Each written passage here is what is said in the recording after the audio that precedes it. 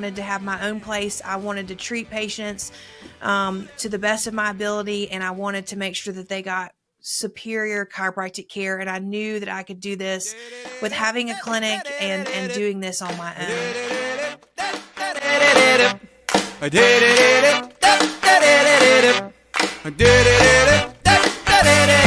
Dr. Duncan says, if you want to know about business, health, and places to go, welcome to the show.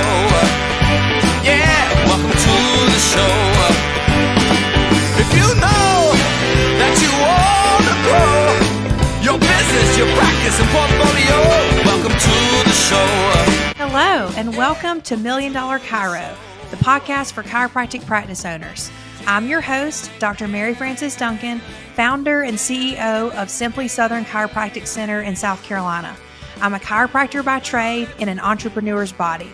I'm excited to guide you through this journey at the crossroads of chiropractic care and the art of successful practice management. If you haven't already, check out my website, milliondollarchiro.co, where you can access all of our previous podcasts, online courses, and gain more insight on one-on-one coaching with me. And don't forget to stay connected by following us on all social media platforms at $1 Million Chiro. You can listen to $1 Million Chiro, the podcast, on all popular streaming platforms like Spotify, Apple Podcasts, and YouTube. Ultimately, if you enjoy what you're hearing, please hit that subscribe button and leave us a glowing 5-star review. Reviews allow us to hear from our listeners and what interests you. Now, let's get to the backbone of it all. Ding-a-ling-a-ling, ding-a-ling-a-ling-a-ling.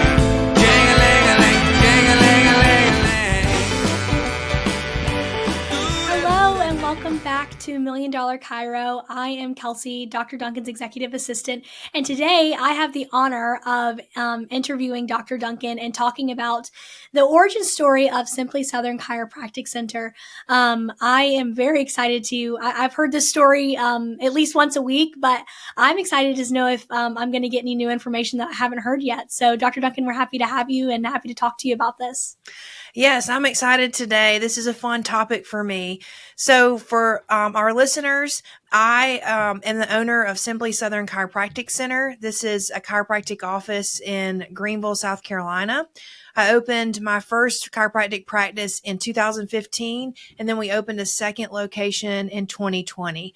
So today we're going to go through the beginnings of opening this practice and where it all started. Wonderful. Well, I'm really excited to hopping on right on into it. So if you've heard in our previous podcast, Dr. Duncan wanted to be an entrepreneur from the get-go. She's always had that bone in her body.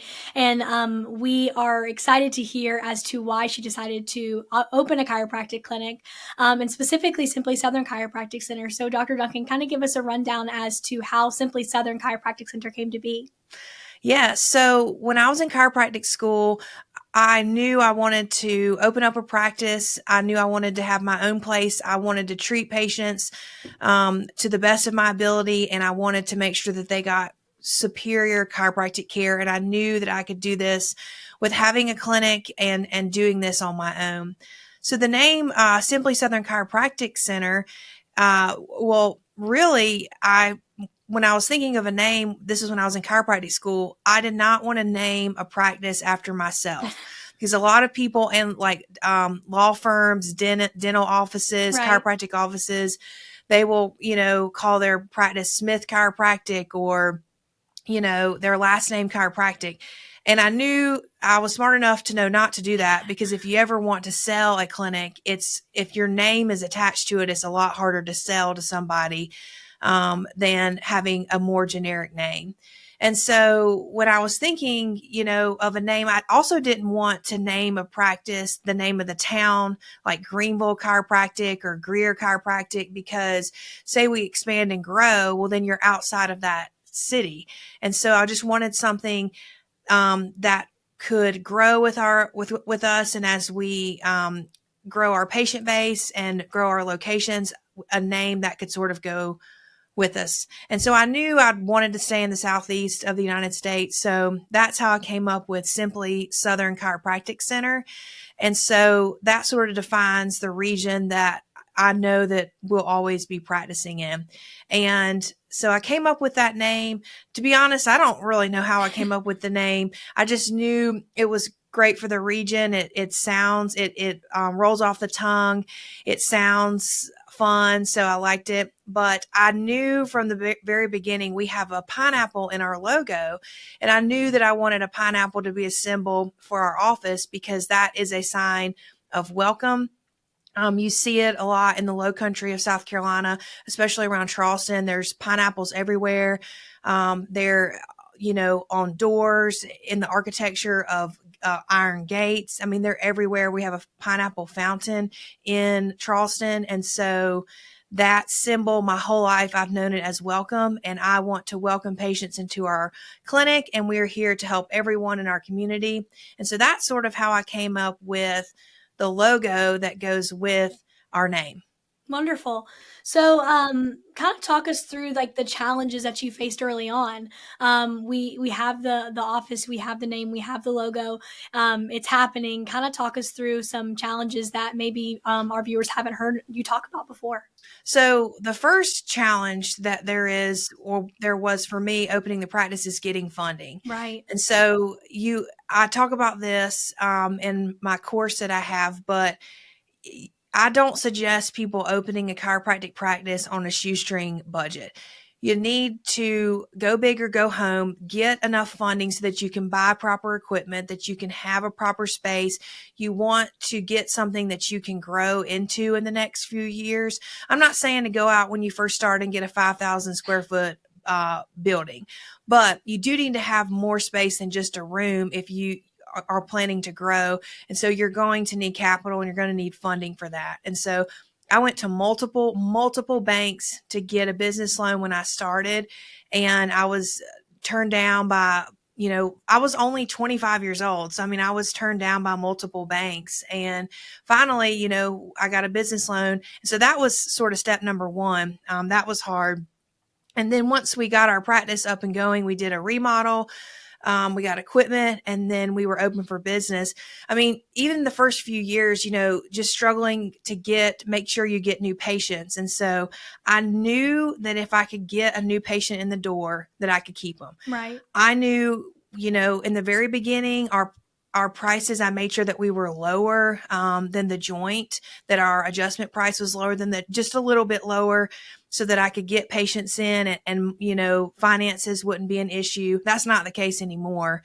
But I knew that if I could get them in the door and get them to feel better, that they would stay. I knew that. I just knew that beyond a shadow of a doubt. But it was getting new patients in that was, it's a struggle for any practice, new or existing. And so that was definitely something I had to learn.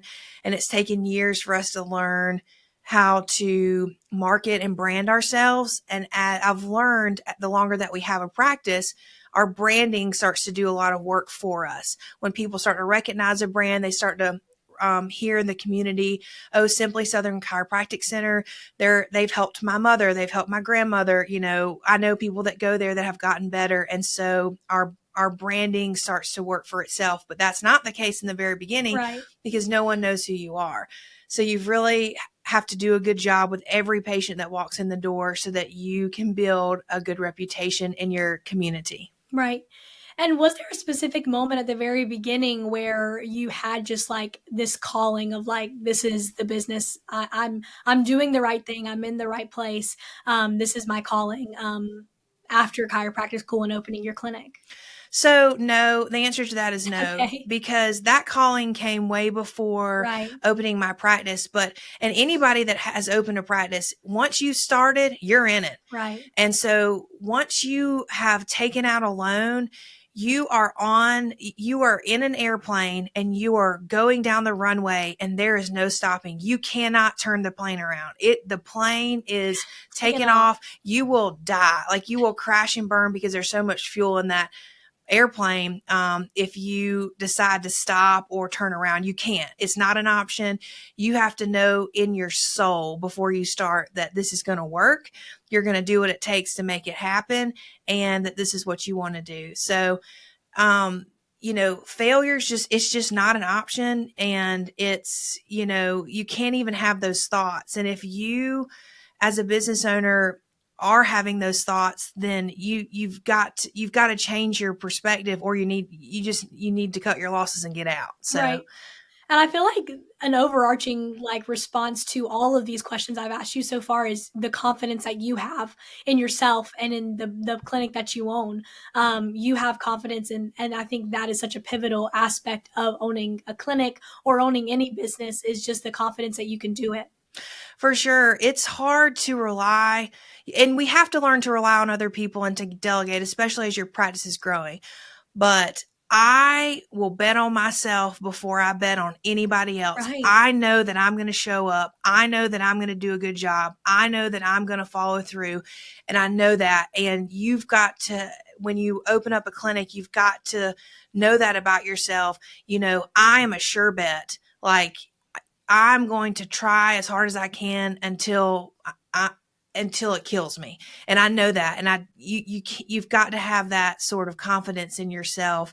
And I think that's something that is innate. I think it's something that you learn as a child, and you just get this bug for entrepreneurship when you're young. Like if you decide later in life, oh, I think it'd be great to own a restaurant or open up a clothing boutique, usually those things don't work out. Like you have to have the confidence in the very beginning to know that you're not going to fail. And I find peace, and maybe other practice owners do too. I find peace in knowing that if something goes wrong, like if I fail, that it's my fault. Like if I am in control of the situation and I have tried everything that I can to make something work and I fail, I can't blame anybody else. And I find peace in that. And I'll be the first to take responsibility for issues that happen, but I don't know, that's sort of calming that it's my fault, not someone else, because I know that, I'm going to try the best that I can. So, Right. Okay. All right. So it seems like you've expressed this confidence that you kind of have to have at an early age, and this entrepreneurship that you just have innately in your bones. So kind of explain to us, are there any personal experiences that you had in your background that played a role into the clinic that you have today with the mission and the values of your chiropractic office?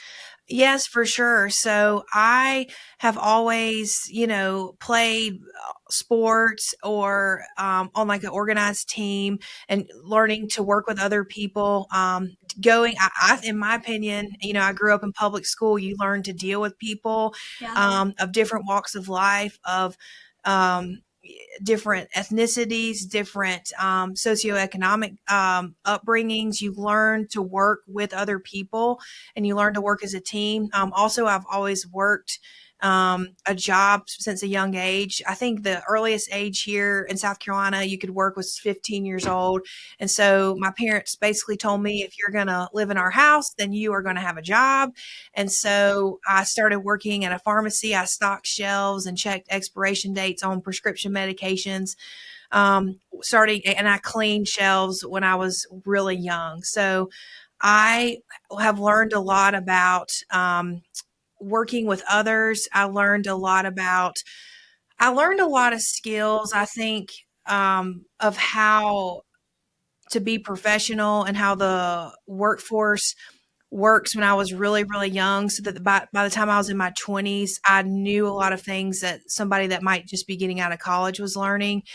I remember this, I'll never forget this. And so I was in high school and I worked at a local pharmacy in downtown Greer. And I called out of work one day because I just didn't want to be at work. So I called out, and this lady, she was a single mom, and she had to come into work for me. And so she had to get a babysitter. Things were tight. She had to basically cover for me. And I felt, to this day, I still feel bad that I did this, knowing that I called out of work and someone else had to cover for me. Just because I wanted, to hang out with my friends, or I don't even remember what I was doing. And so that was a valuable lesson that I learned really young, that the choices that I make, they affect other people. Right. And we've got to work together as a team. So I remember that was a big lesson. that I learned when I was in chiropractic school. I worked at an outdoor seafood restaurant, and we worked together. We shared tips. So I learned that everyone has to pull their weight, or it makes the job harder on someone else, and you're not going to have team camaraderie, and you're not going to have as much production if someone is not pulling their weight. So just I've just learned a lot from playing sports, from working together with teams, how the decisions that I make affect the people around me, whether I want it to or not, or, whether I've thought about that or not. So just being aware not only of myself, but the people that work with me, and, making sure that I'm doing the best thing for the team as a whole. And that's part of being a leader and part of Right. being an owner. So Absolutely. So we're going to kind of shift a little bit and talk a little bit more about the practice now, and how all of these attributes that you've mentioned previously kind of come into play with owning a practice. All right. So we have really talked about the origin of Dr. Duncan and the very beginnings of Simply Southern Chiropractic Center. And all of the attributes that she's talked about are very valuable in owning a clinic. So I always like to bring up the next step to this is how our office differs because of the things that she's learned in her past. So, Dr. Duncan, kind of talk us through how Simply Southern Chiropractic Center differs from other chiropractic clinics because of all of the ability that you had before even opening your clinic. yeah, so our clinic is different than others around us, solely from customer service. Right. So we have fabulous, competent chiropractors in our clinic, but they're fabulous, competent chiropractors in other clinics around us. But our customer service is bar none. And so we have to make sure that when a patient comes into our office, that we are greeting them at the front desk. We are acknowledging their presence. We are using their name. We are showing the patient that we care about them and that we are invested in their lives and in them getting better. And this is something when you go to a doctor's office, and this seems like common sense. It seems like very simple things that every medical practice should be doing. But I walk into my medical doctor's office sometimes, or a dermatologist's office, and the front desk does not speak to me. They do not act like that I exist. It's extremely rude. People don't make eye contact anymore. So doing these things, having great customer service and making sure that we're engaging with our patients, I think sets us apart. Like, for example, I walk at night sometimes at Furman University on campus. I live close by, and I don't know what's happened in our society, but I will walk by someone, and these students will not look at me. They look down or they look at their phone, and it is extremely rude. It is it's not human. We have to have human connection with each other.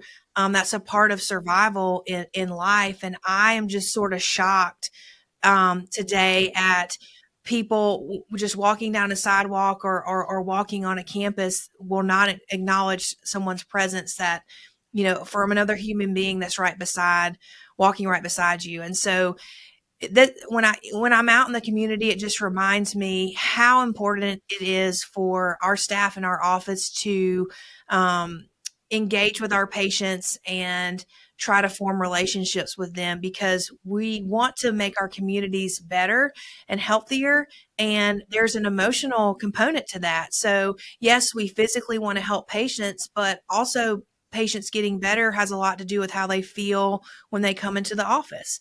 And so I think that's what sets us apart from other clinics in the area. And I will say this too, in a world where we're going towards using a lot of AI, and AI is able to do some tasks for us. So it's able, AI will replace a lot of people's jobs in the next 5 to 10 years. But I want to make sure that we have like human beings in our clinics.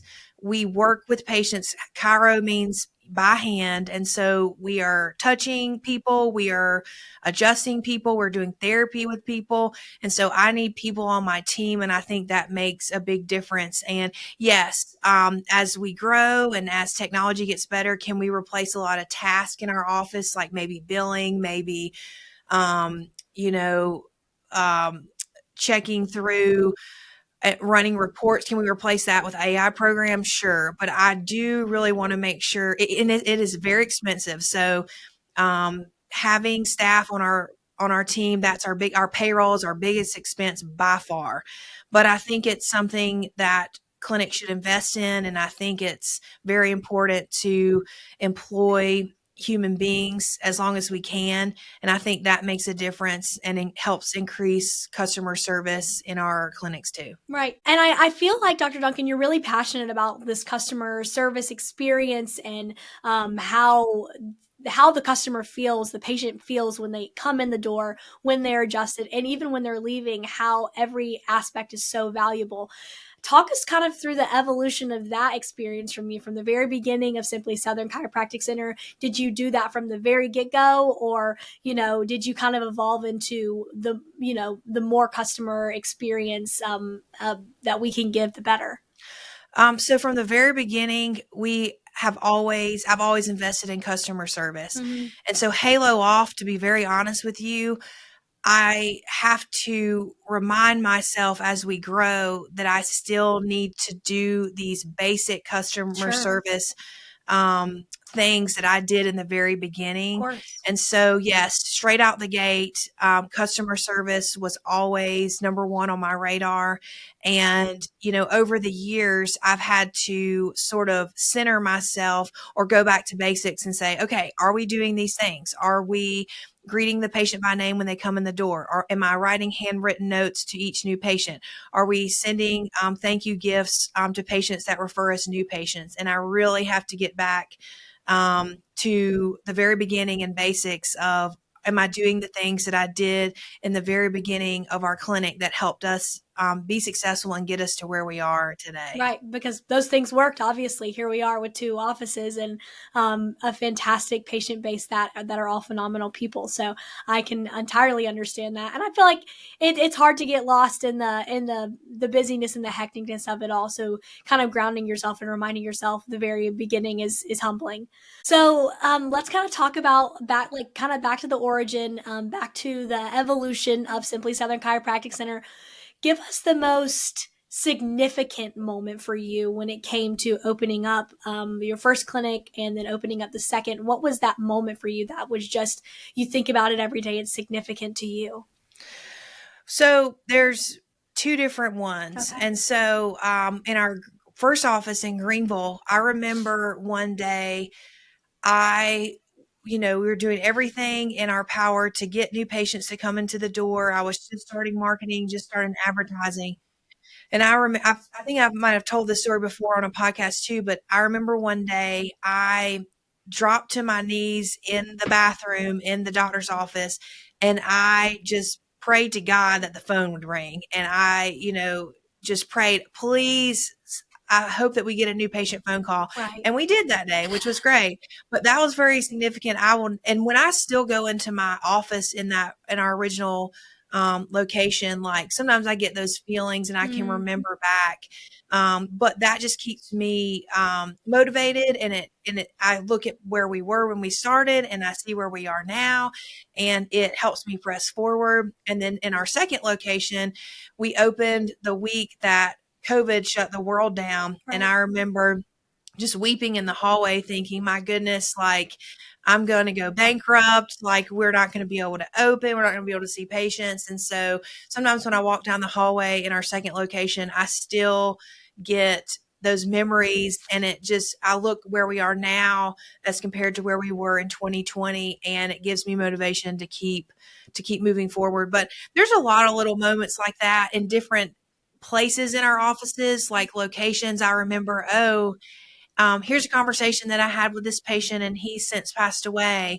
I love talking to him. Or I remember when a patient came in with a broken rib and we were in this room. And so there's a lot of memories tied to different places in my office, but those memories help me be excited for the future, and I can see how far we've come since some of those memories were made. Right. And it's a good reminder every once in a while, peeking ahead through the room and just being like, this is where this happened. I feel like that can inspire you to push through one more day. So I think that's really valuable.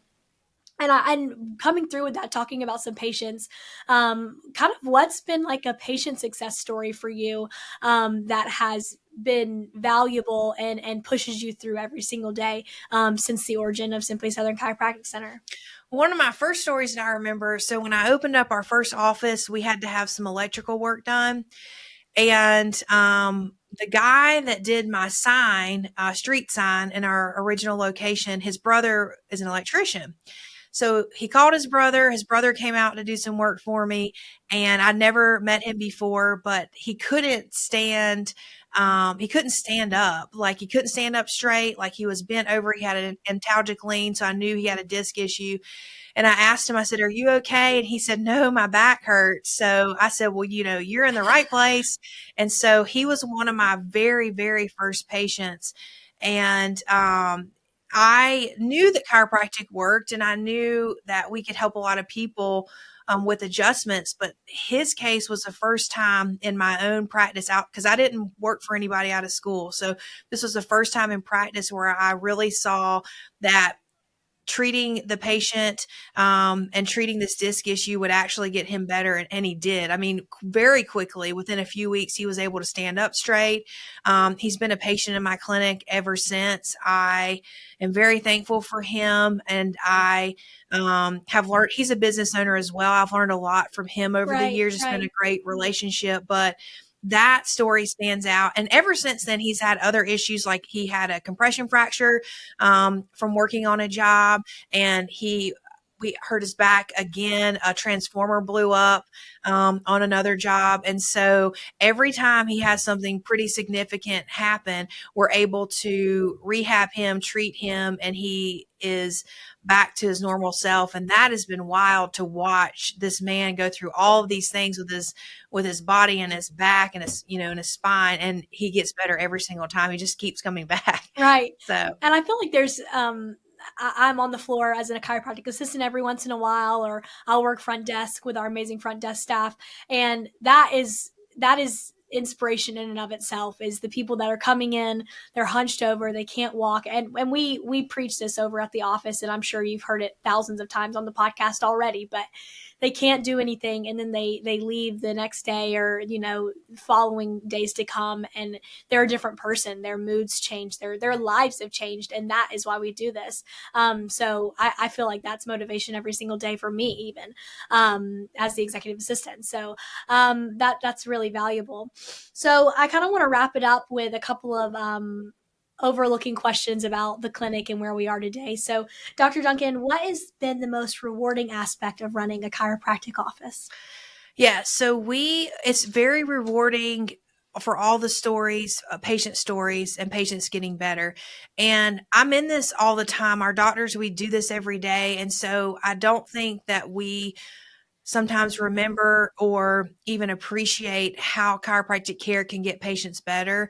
I mean, we have people come in with plantar fasciitis that haven't been able to walk normally for years, and it takes us about 6 months, but we can totally get that to go away, and these patients are back running again. We can, with chiropractic adjustments, we'll have babies come in with constipation, and then within an adjustment or two, they're able to use a restroom. And so we see all these things, these miracles all the time, right, and we forget how special they are.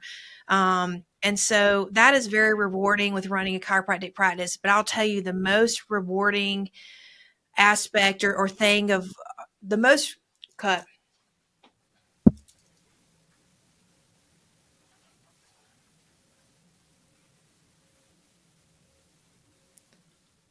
The most rewarding part of my chiropractic practice owning journey has been our doctor, Dr. Wright. She started with me as a chiropractic assistant when I was very young. I was very new. She worked with me, and she went to chiropractic school, and then she came back, and she's a doctor in our clinic. And to me, that is the most rewarding thing that I have seen. I love that she loves chiropractic care, and I've got to see her grow over the years. It makes me teary-eyed. Right.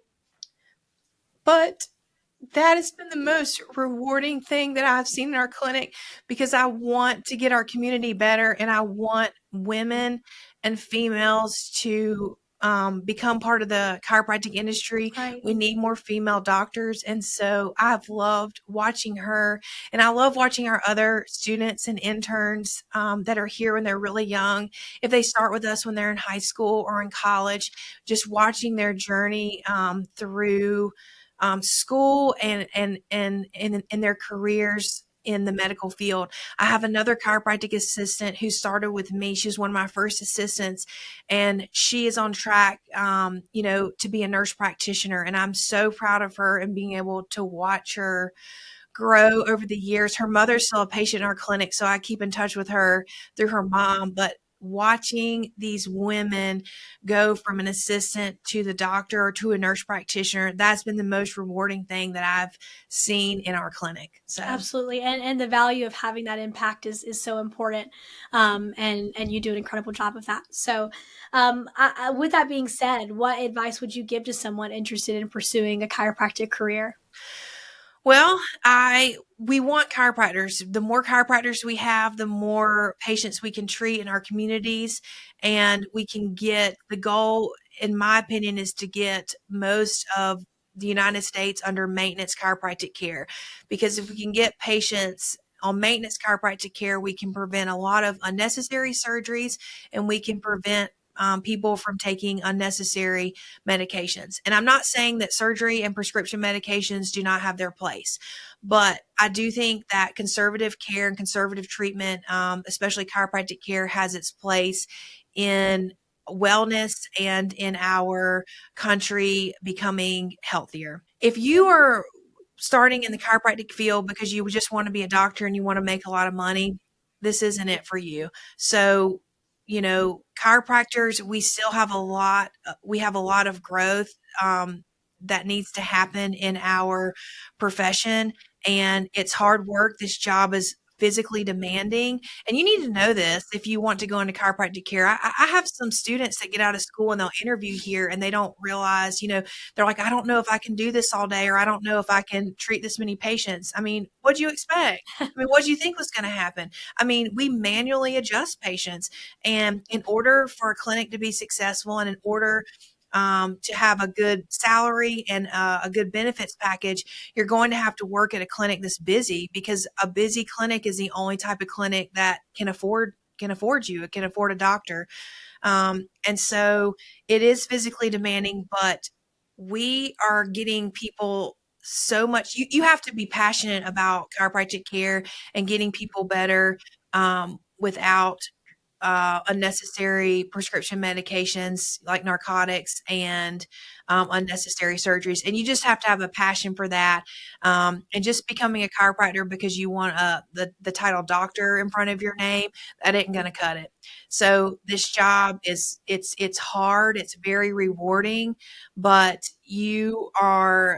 it's a physically demanding job, and you need to know that. Right. And that's fantastic advice. Actually, advice I don't think I've heard before. So a new little tidbit for our listeners.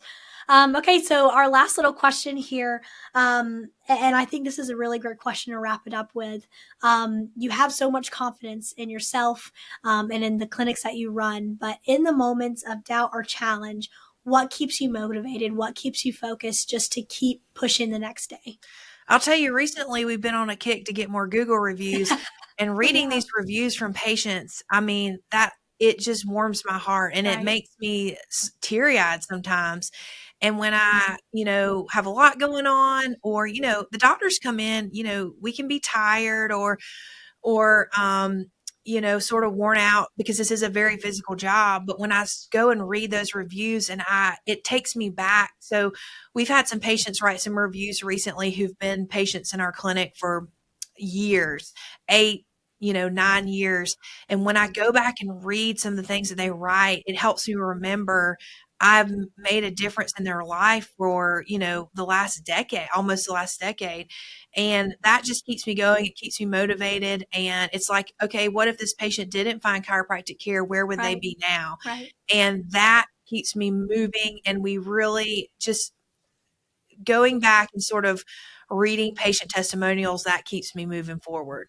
And I'll say on the ownership side, when I get to hear from our former assistants or former employees, and I get to see where they are in life, especially in their medical career, if they're in chiropractic school, if they're in medical school, that is very encouraging because I know that I had a part in them being in the medical field. Like this was maybe the beginning for them. Right. And that's incredibly valuable. Okay, well those are all fantastic answers and a lot that we didn't know about Simply Southern Chiropractic Center and yourself. So that's really insightful. Anything else you'd like to add to wrap it up? I think we hit a lot of points today. I So think so too, and I think this is going to be a great one for our listeners. So, thank you so much for listening today. This is the origin story of Simply Southern Chiropractic Center, and we look forward to seeing you soon. And that's a wrap on another episode of Million Dollar Chiro, the podcast. I hope you enjoyed diving into the world where chiropractic care meets successful practice management. I'm Dr. Mary Frances Duncan, your host. Remember, you can find all of our previous episodes, online courses, and details about personalized coaching with me on our website, milliondollarchiro.co. Stay connected with us on social media at Million Dollar Chiro to stay updated on all things chiropractic and chiropractic practice management. If you found value in today's episode, don't forget to subscribe to Million Dollar Chiro, the podcast, on your favorite streaming platforms and leave us a 5-star review. Reviews help us grow and continue delivering content tailored to your interest. Thank you for tuning in. Until next time, keep aligning your goals with your actions, and let's continue building $1 million chiropractic clinics together. This is Dr. Duncan, and I'm signing off.